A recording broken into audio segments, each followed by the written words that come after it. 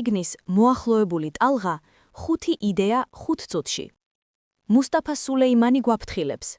ჩვენ კაცობრიობის ისტორიაში ყველაზე მძლავრი ტექნოლოგიური ტალღის ზღურბლზე ვდგავართ და არ გვაქვს გეგმა, თუ როგორ შევაკავოთ იგი. არ დაგავიწყდეს ვიდეოს დალაიქება და გვერდის გამოწერა. ასევე დაგვიწერე, რომელი წიგნის გახმოვანებას ისურვებდით. იდეა 1. მომავალი ტალღა. ეს არაუბრალოდ ტექნოლოგიაა, არამედ ახალი საცხოვრებელი გარემო. ჩვენ მიჩვეულები ვართ ტექნოლოგიებზე, როგორც ინსტრუმენტებზე ფიქრს. სმარტფონი, კომპიუტერი, ავტომობილი, ეს ყველაფერი საგნებია, რომლებსაც კონკრეტული ამოცანების გადასაჭრელად ვიყენებთ.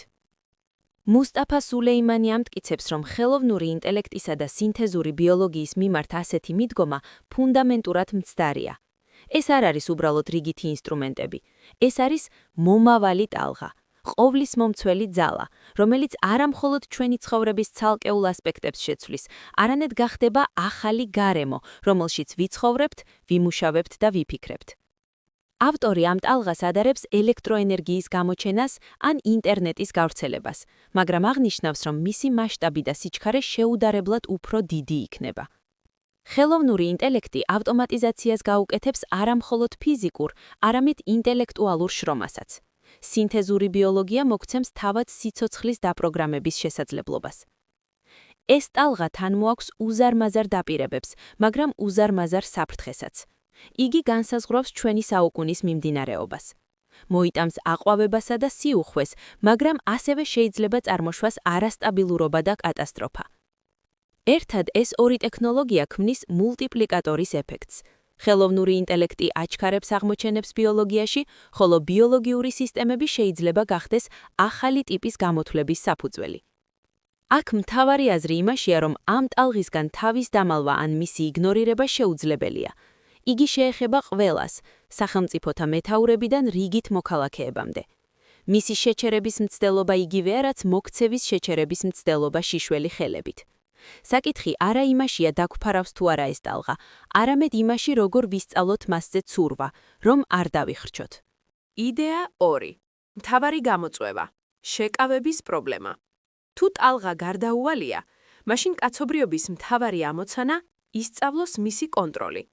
სულეიმანი ამას შეკავების პრობლემას უწოდებს. წარსულში ძლიერი და საშიში ტექნოლოგიები, როგორიცაა ბირთვული იარაღი, მხოლოდ სახელმწიფოების ხელში იყო. მათ შესაქმნელად უზარმაზარი რესურსები, სამეცნიერო ინსტიტუტები და წარმოების შესაძლებლობები იყო საჭირო. ეს მათ გავრცელებას შედარებით კონტროლირებაც ხდიდა. თანამედროვე ტექნოლოგიები პირიქით, თავისი ბუნებით დემოკრატიულია. ისინი ყოველდღიურად უფრო იაფი, ხელმისაწვდომი და მარტივი გამოყენების ხდება. ძლიერი ენობრივი მოდელი ან გენის რედაქტირების ინსტრუმენტი შეიძლება ნებისმიერი ინტერნეტთან წვდომის მქონე ადამიანის ხელში მოექცეს. სწორედ აქვეა შეკავების პრობლემის არსი. როგორ შეიკავო ის, რაც თავისი ბუნებით უკონტროლო გავრცელებას მიმართავს? როგორ დავრწმუნდეთ, რომ ძლიერი ხელოვნური ინტელექტი არ გამოყენებულ იქნება კიბერიარაღის შესაქმნელად, ხოლო CRISPR-ის ტექნოლოგია, გენეტიკური მაჭრეტელი, რომელიც ცხოვრებად ორგანიზმებში DNM-ის კონკრეტულ უმონჯი ნაწილებს შეცვლის საშუალებას იძლევა, ახალი ვირუსის შესაქმნელად. სულეიმანი ხას უსვამს, რომ ჩვენ ჯერ კარგი პასუხი არ გვაქვს ამ კითხვაზე. ტექნოლოგიების ღია გავრცელება open source, რომელიც IT-ში პროგრესის მამოძრავებელი იყო, ხელოვნური ინტელექტისა და სინთეზური ბიოლოგიის სამყაროში უზარმაზარ საფრთხედ იქცევა. ერთი არასწორი ნაბიჯი, ერთი ტექნოლოგია არასწორ ხელებში მოხვედრა, შეიძლება გლობალური მასშტაბის შეუბრუნებელი შედეგებისკენ მიგვიყვანოს. იდეა 3. ტექნოლოგიები ძალთა ასიმეტრიას ქმნიან და სახელმწიფოთა მონოპოლიას არღვევენ. საუკუნეების განმავლობაში სახელმწიფოს ჰქონდა მონოპოლია ძალის გამოყენებასა და მასშტაბური საფრთხეების შექმნაზე.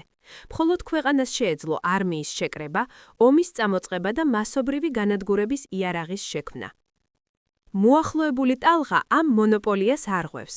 სულეიმანი შემოაქვს ძალთა ასიმეტრიის ცნება, როდესაც ადამიანთა მცირე ჯგუფი ან თუნდაც ერთი პირი იძენს იმ შესაძლებლობებს, რომლებიც მანამდე მხოლოდ ძესახელმწიფოებისთვის იყო ხელმისაწვდომი. კაცობრიობის ისტორიაში არასდროს ხფონია ამდენად მცირერიცხოვან ადამიანთა ჯგუფს ასეთი უზარმაზარი ძალაუფლება, რომელსაც მსოფლიოს საფუძვლების შერყევა შეუძლია. წარმოიდგინეთ ტერორისტული დაჯგუფება, რომელიც ხელოვნური ინტელექტის დახმარებით ქმნის ავტონომიურ დრონებს კრიტიკულ ინფრასტრუქტურაზე თავდასხმისთვის. ან წარმოიდგინეთ ბიოჰაკერი მარტოსული, რომელიც საკუთარ საშინაო ლაბორატორიაში მომაკვდინებელ პათოგენს კონსტრუირებს და მთელ მსოფლიოში ავრცელებს. ეს უკვე აღარ არის სამეცნიერო ფანტასტიკის სცენარები.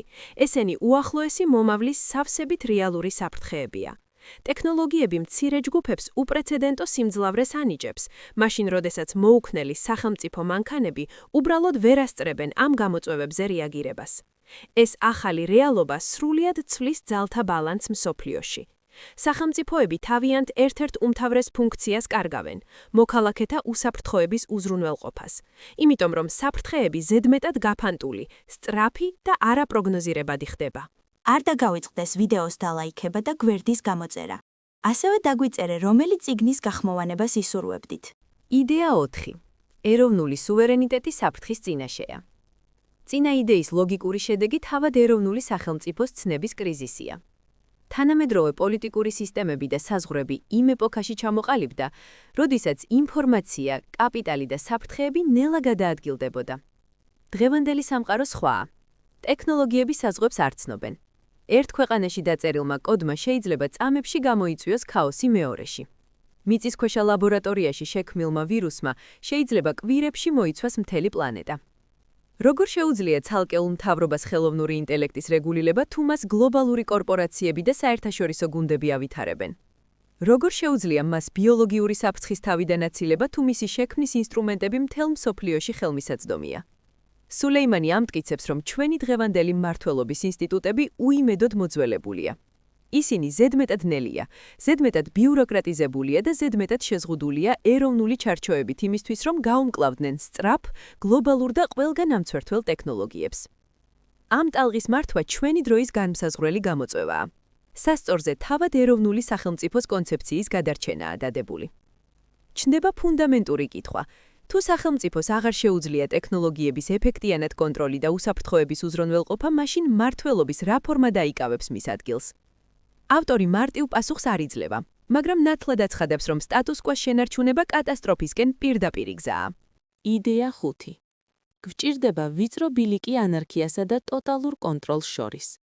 პრობლემის მასშტაბის გაცნობიერების შემდეგ ადვილია ორი უკიდურესობიდან ერთ-ერთში ჩავარდე. ან დანებდე და ტექნოლოგიებს უკონტროლოდ განვითარების ნება მისცე. გზა ანარქიისა და კატასტროფებისკენ. ან სცადო ყველაფრის აკრძალვა და ტოტალური მეთვალყურეობის დაწესება. გზა ანტიუტოპიისა და სტაგნაციისკენ. მუსტაფა სულეიმანი გვთავაზობს ვიწრო ბილიკის ძიებას ამ ორ უბსკრულს შორის. იგი მარტივი გადაწყვეტილებების არ სჯერა და მოუწოდებს მრავალდონიანი შეკავების სისტემის შექმნას. ეს სისტემა უნდა მოიცავდეს ტექნიკურ უსაფრთხოებას, თავად ტექნოლოგიების ისე შემუშავებას, რომ მათში ჩაშენებული იყოს დამცავი მექანიზმები და კონტროლის ბერკეტები. კორპორაციულ პასუხისმგებლობას. კომპანია დეველოპერებმა პასუხი უნდა აგონ თავიანთ პროდუქტებზე და მათი მკაცრი აუდიტი უნდა ჩაატარონ. სახელმწიფო რეგულირებას. მთავრობებმა უნდა შექმნან მოქნილი და კომპეტენტური ორგანოები კრიტიკული ტექნოლოგიების ზედამხედველობისთვის. საერთაშორისო თანამშრომლობას. აუცილებელია მაგატეს ტიტის გლობალური ინსტიტუტების შექმნა ხელოვნური ინტელექტისა და ბიოტექნოლოგიების ყველაზე საშიში მიღწევების გავრცელების კონტროლისთვის. ეს წარმოუდგენლად რთული ამოცანაა, რომელიც მოითხოვს უპრეცედენტო დონის თანამშრომლობას კონკურენტ კომპანიებსა და მოწინააღმდეგე სახელმწიფოებს შორის. მაგრამ ავტორის აზრით, ალტერნატივა უბრალოდ არ არსებობს. კაცობრიობას სასწრაფოდ სჭირდება მომწიფება და ახალი გლობალური მმართველობის სისტემის აშენების დაწყება. სისტემისა, რომელიც ადეკვატური იქნება ჩვენივე შექმნილი ტექნოლოგიის სიმძლავრისა. დასკვნა. მოახლოებული ტალღა მხოლოდ წიგნი ტექნოლოგიებზე არ არის. ეს მოწოდებაა მოქმედებისკენ, მიმართული თითეულ ჩვენგანს, პოლიტიკოსებს, მეწარმეებს, მეცნიერებსა და რიგით მოქალაქეებს. სულეიმანი ქირურგიული სიზუსტით აშიშვლებს 21 საუკუნის მთავარ გამოწვევებს და გვთავაზობს არა მზა რეცეპტებს, არამედ მიმართულებას რთული და გადაუდებელი საუბრისთვის ჩვენს საერთო მომავალზე. არ დაგავიწყდეს ვიდეოს დალაიქება და გვერდის გამოწერა. ასევე დაგვიწერე, რომელი წიგნის გახმოვანებას ისურვებდით.